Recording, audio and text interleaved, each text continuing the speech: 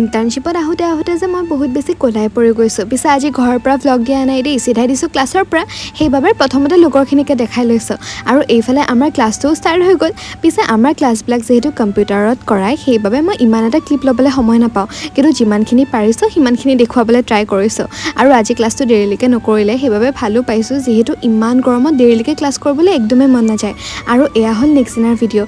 ৰাতিপুৱাই গৈ পাই গ'লোঁ গুৱাহাটী, আৰু মনটো বহুত বেছি বেয়া, যিহেতু মোৰ ৰুমমেট বাজনীয়ে ৰুমটো এৰি যাবগৈ। পিছে মোৰ ৰুমমেট বাজনীক আজিলৈকে আপোনালোকে দেখা পোৱা নাই নহয়, ভিডিঅ'টো শেষৰলৈকে চাব, তাইক মই ধুনীয়াকৈ দেখাই দিম। পিছে এইফালে কলেজ আহিলোঁ, তাৰপিছত ডিপাৰ্টমেণ্টলৈকে আহিলোঁ। যিহেতু বাহঁতৰ প্ৰেক্টিকেল আছে, সেইবাবে এজনী জুনিয়ৰ লাগে। পিছে মোৰ ৰুমমেট বাজনীৰ যিহেতু ময়ে জুনিয়ৰ, সেইবাবে মই আহি গ'লোঁ তাইক হেল্প কৰিবলৈ। পিছে প্ৰথমতে হলত সোমাই বহুত বেছি ভয় লাগিছিলে, কাৰণ আগে পিছে কেতিয়াও কৰি পোৱা নাই। কিন্তু মেমহঁতে ইমান ধুনীয়াকৈ শিকাই দিলে, তাৰপিছত পাৰা হৈ গ'লোঁ। পিছে প্ৰেক্টিকেল কৰি থকা সময়তো মনটো বহুতেই বেছি বেয়া, কাৰণ মই জানো নেক্সট টাইম ৰুমটোত সোমাই মই আৰু তাইক নাপাম। আৰু হয়তো এই নিচিনা ইমান কমফৰ্টেবল ৰুমমেট কেতিয়াও নাছিলোঁ আৰু কেতিয়াও নাপামো। পিছে এয়াই হ'ল সোণালী দি, আজি আপোনালোকৰ আগত দেখাই দিলোঁ দেই।